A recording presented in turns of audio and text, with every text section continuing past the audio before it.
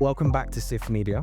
I'm your host, Lewis Bloyce, and I'm with Johnny Mikes of Complex Minds. How you doing, brother? I'm very good, thank you. Unfortunately, we're missing our little co-founder, Martin and Fume. We'll pretend he's here, sat with us. Unfortunately, he couldn't be with us today. We miss you, Martin. Right. So, for those who don't know who or what Complex Minds is, So, let him know. We are how would we best describe us? We are a wholesale fashion creative agency, specializing in PR and communications and brand development and wholesale. Nice. Welcome on board. So this isn't your first time at CIFF. No. So Number 4? this is 1, 2, 3, fourth time. Fourth time. Yeah. Second full revolution then. Yeah. How's And it every going? time, yeah, great. So I think we had a really good background relationship with CIFF, and we knew a couple of the guys, and they were come and check out what we're doing at CIFF, and we could see they had a really good vision in place, good team in place, and every season we've seen a really lovely evolution to what CIFF is doing and developing. So yeah, we feel very much at home now. Good, yeah. It is. It has that effect. I think, the closer you get with the staff and the senior leadership, and then obviously all the brands and your neighbors, effectively, Yes. things just start to feel like quite warm. Yeah, and also building community, like all the brands that you start to kind of see around you, like the brand adjacency, that you all kind of work together, fit together. Everyone's kind of on the same level, and you're just kind of starting to build a little CIFF family, a little CIFF village. Yeah, yeah, a village within a village. Yeah. Okay, so obviously you're based in London, Paris, and Tokyo, and obviously now Copenhagen as your fourth outpost. They're all quite creative hubs, right, globally. Yeah. How do these cities influence your work and the overall identity of Complex Minds? So I'd say the biggest one is London, because we're both myself and Martin are true Londoners through and through. He's North London, I'm Northwest London. So there's a bit of like, am I a true Londoner? Because I'm like Northwest London, but yeah, we're both true Londoners. But throughout like the early 2000s to mid 2000s, the London nightlife, the London scene, party scene, I was heavily involved in DJing. We had a really strong community around us. So I think that really kind of influenced us, seeing how people were dressing, how we were dressing, how we were like influenced by what was happening within the nightlife and the party scene, and the after party scene played a pivotal role in terms of like seeing how things were run. Also the organization of how events were run and parties were run. We've really like embraced that within what we're doing. So that was kind of a real influence within what we kind of bring to Complex Minds from like the London perspective. Tokyo has played a really like instrumental role within how we now operate, because going there, the friends that we've got there, seeing how wholesale, seeing how PR is done in Tokyo is very different to the UK. Is it quite cutthroat? Or is it a little sort like... Not cutthroat, but they, like a wholesale person there is called a PR person, because really what they are doing is PR on a day-to-day level. And it's like, we've never looked at it from that. We just look at it, oh, wholesale is sales. Yeah. So actually the mindset there is wholesale is PR first and then sales, which is natural and true. And then Paris, seeing how everybody engages, the different communities there, how everyone comes together in this real kind of short space of time, and then bringing together people from all around Europe, all different creatives, talent, influencers. So, sorry to cut you. With Paris, would you say that Paris is like the business end of Complex Minds, like the true business end of Complex Minds when it comes to, the European tour? Yeah, it's very much become that now. So where we've kind of set up the Complex Minds showroom within Paris now, with that is, I say 90% of the true business we do in Paris. Nice. Like of the day-to-day business, and then everything else kind of like blends into that now around that. But yeah, I think for us, it's like Paris has now become that stronghold for people recognize what we're doing in the showroom. Everything's there right in the center of the Marais. Yeah, nice. That's center of our universe, isn't it? Yeah. During Fashion Week. Exactly. And everybody's there, right? Whether you're a buyer, whether you're a brand, whether you're a talent creative, somebody's trying to make a name for themselves, everybody's there, And you know where to be. It's the yeah, and we're super blessed. Everybody comes through the showroom, says hello, pays their respects. We pay their respects to them. We've got an amazing array of brands that everybody pulls in, different people from all the different brands, amazing guest brands within the showroom. So all of a sudden we've become this hub and this a bit of a cultural moment within that kind of Paris Fashion Week. I agree. So take us back to 2021. It's the beginning of time for Complex Minds. Yeah. What's the vision, or what was the vision? So 2021, just to put some context to it, 2021, COVID, second lockdown within the UK, and myself and Martin, just before COVID, were like, we both worked for some different brand entities, corporate backgrounds, and we're like, right, it's time to a few beers every now and then. We're like, right, we can do something different. What are we gonna do? Right, we're gonna start a brand. Started doing a brand, started sampling. Then very quickly COVID came, and it was like, whoa, whoa, what's going on here? We've invested a hell of a lot of money in working with factories, sampling, and we put total brakes to that because we just can't keep putting into it. We don't know what's happening with the world with COVID. What do we know? We know wholesale, we know sales. We kind of have an understanding of what's happening culturally and stuff. Let's set up an agency. So during 2021 lockdown, we launched Complex Minds. Couldn't speak to anybody, couldn't see anybody. The world was very different. Couldn't call up anybody. Hey, can you do me a favor? Can you check this brand out? Maybe you can do it to whack around in this store. No. It was a complete reset to what we're doing. But the vision was come in, do something different, work with new and emerging brands, champion new and emerging brands, because we saw very quickly, especially from our previous roles, orders were getting cancelled. People were like, right, I will only work with brands that I know got safety. And we're like, right, start again. Let's only champion something different, do what everybody else is scared to do. And that was the real platform and catalyst to Complex Minds. That's nice. I mean, you up the ante and you get to close a gap that was otherwise wide open. Yeah. When you started, right? Yeah. So we hear a lot about being future focused, and obviously strategic thinking is important. How does that guide your choices? And how does it guide the choices you make when working with brands? Yeah, we've both worked with companies, throughout our younger years, throughout different companies where there was always a short-term mindset. It's all about the money, right? All about the readies, right? What store is going to give us the most? Actually, right, we want to work with people where we can build something for the future, long-term vision, build a family around Complex Minds, and actually pave the way to right, what does that look like? How do we have these brands on board for a long time? You get into a relationship with someone, with a girl, a guy, whoever it is. You're not looking at it as a short term, right? Immediately your brain starts to naturally think about, can I be with this person for the rest of my life? Mate, it's exactly the same mentality as we had with Complex Minds. It's like, how do we, anyone we get into a working relationship with, a store, a brand, how can this be for the long term? How can we do this for the long haul? And we all benefit from it all and have a great ride together. So yeah, Nice. that was it. That's the future mindset. Yeah, I like that. And I mean, I guess that speaks directly to the strategy that you put behind, that you put on top of the overall business. But speaking on the business, Complex Minds is more than a business model. So talk to me about that. Yeah. So we originally set out to do wholesale. COVID again, going back to the whole COVID lockdown scenario, we very quickly had to pivot the business. We had to become consultants, the buzzword 5% of the industry right now. The buzzword that everybody hates, consultancy. But actually, we've all become consultants in our own way, in our own right, because we use our experience. So we couldn't do wholesale because nobody was up for seeing brands.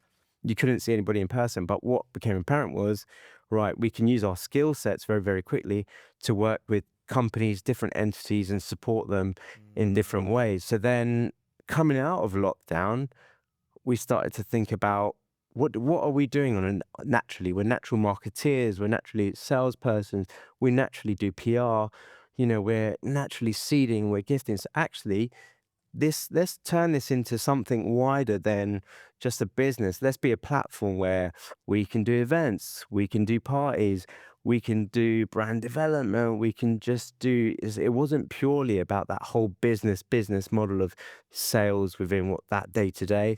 And slowly, we start to build a community around what we're doing. And it feels more, I don't know, we've become, I don't even know what the word is to describe Complex Minds anymore, because it's just gone beyond the natural evolution of a day to day.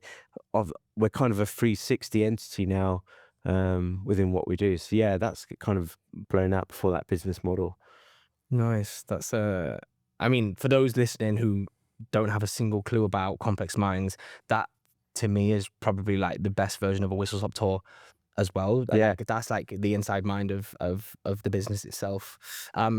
So, you know, you and Martin operate across multiple disciplines. How do you balance the business end with the creative side of things, you know? So for anybody who doesn't know me and Martin, we are the yin and yang, right?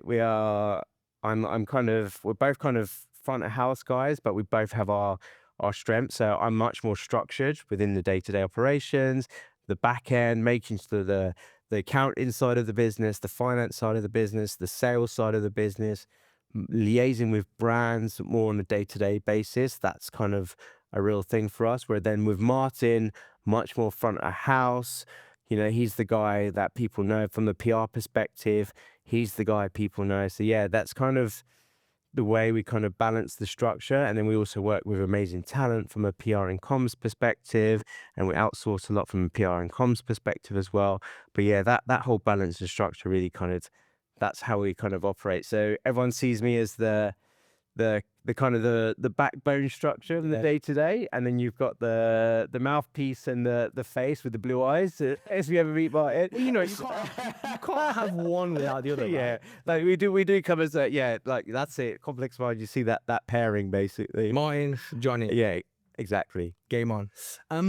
So I know we already kind of briefly touched on like the support and guidance that you offer brands, but like, is there anything specific within the support and guidance you offer these brands that is quite important to you, or like something that your brands get the most from? Yeah, I think for us it's like, and again, you kind of look at it going back to that relationship point of view. Anybody we work with, anybody we kind of bring into Complex Minds, we are an extension of that brand. We are, when we talk about that brand, we talk about that brand like we are that brand. Yeah, as well. Like, we're part of it.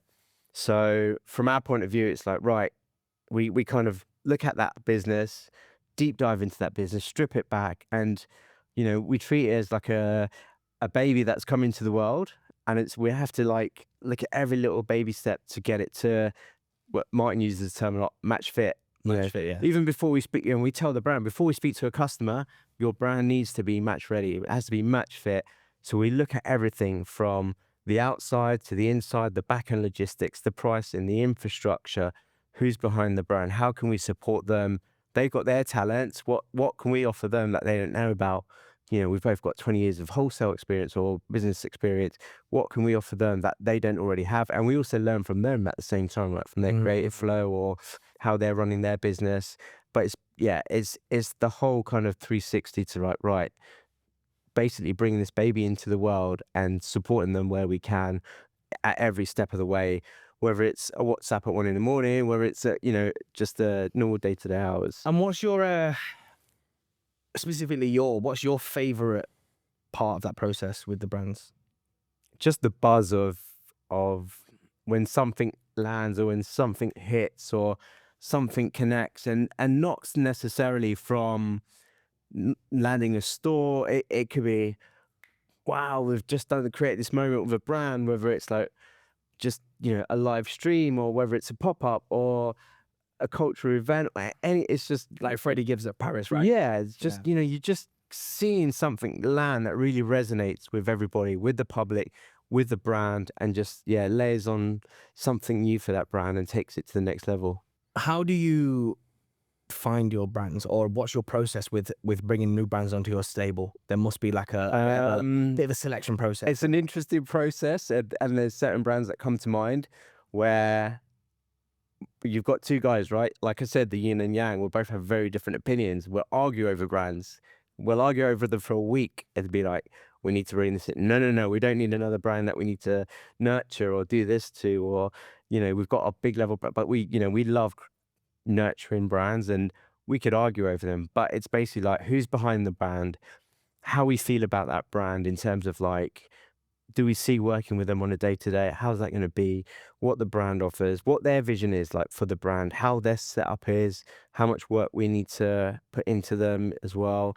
But generally, we want to work with like-minded people who work with integrity, transparency, honesty. They're like really like key three ingredients. And then what's that brand looks like, the sex appeal to the brand, where we see it going in the next 5 years. And again, it's that relationship process. Like, do you see yourself with that person long term, with that brand long term? And I guess also, like, if we think about your 4 outposts, there's got to be a bit of a think global attitude when it comes to you bringing these brands on, right? Because I don't know, is there a space for a brand within your agency that is just going to be a localized brand, or does every brand need to actually have a bit of a think global attitude and be ready to take on the transatlantic? No, totally. Any brand that comes in, we're looking at it from a global perspective, unless it's something which is an anomaly, which is, a super established brand. We're very fortunate to work with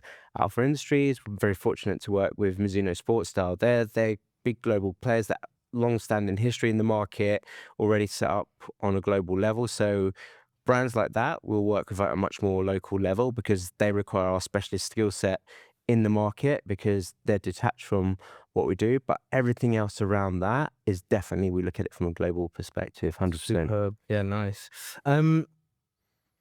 Obviously you've just introduced a couple of them, but who else within your brand mix would you want to just give a little nod to now?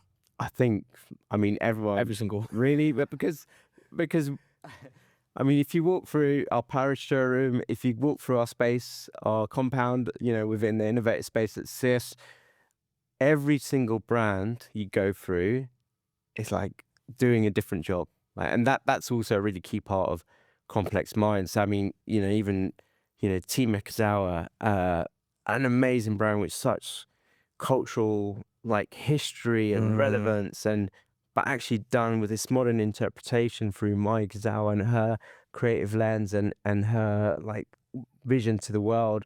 Then like Power on the flip side, young, new brand, emerging brand, crazy creative energy, just super visual, like, wow, you see it like, oh my God, what is this? I know it's, but then we've got our little objects we've invented, who you look at it, it's like, what is this? This is so cool. What is it? An ashtray? Is it a trinket holder? Is it an incense burner? And then, you slide across, you've got like Zodiac that we just brought in, an amazing collective from Jakarta who do 4 parties a week in Indonesia. They are crazy guys, yet they find time to run a store, concept store, natural wines, a restaurant, a cafe. So we've got that within the mix. And, so there's this like crazy little play on like creativity and what we do. Then we've got grooming with Brush from Japan, which grooming brand, that's doing like collaborations with the likes of Wakamoria and Yoji Yamamoto. So within that whole Complex Minds sphere, there's a lot of different entities, but actually when you look at them from a back kind of landscape, it's like, wow, these guys all like really fit together. Yeah, the ecosystem. Yeah, it's like rich land. Yeah, and we've had stores come on and like, everything's like super cool what you guys are doing. It's like, yeah, and we love that kind of, we lead from the heart first and foremost, then we talk about that, structure we were talking about earlier. But it's like, yeah, we're definitely like,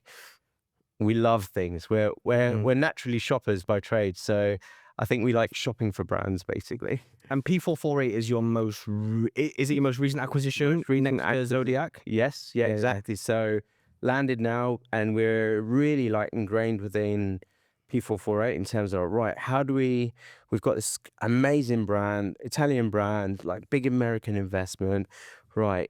How do we now reform and reshape this brand within the Complex Minds world? Because amazing silhouettes, textures, made in Italy, made in Portugal, but then it's like had quite a glossy kind of background. So it's like, right, how do we actually reinterpret this into a Complex Minds lens? So we're working with them a lot on the consultancy side. right, what does the Instagram look like? What does the website look like? How can we like really help them tailor that to then fit into this world of, right, we know if we need to resonate with certain consumers, they're going to need to see all these different tick boxes to make a brand like that work.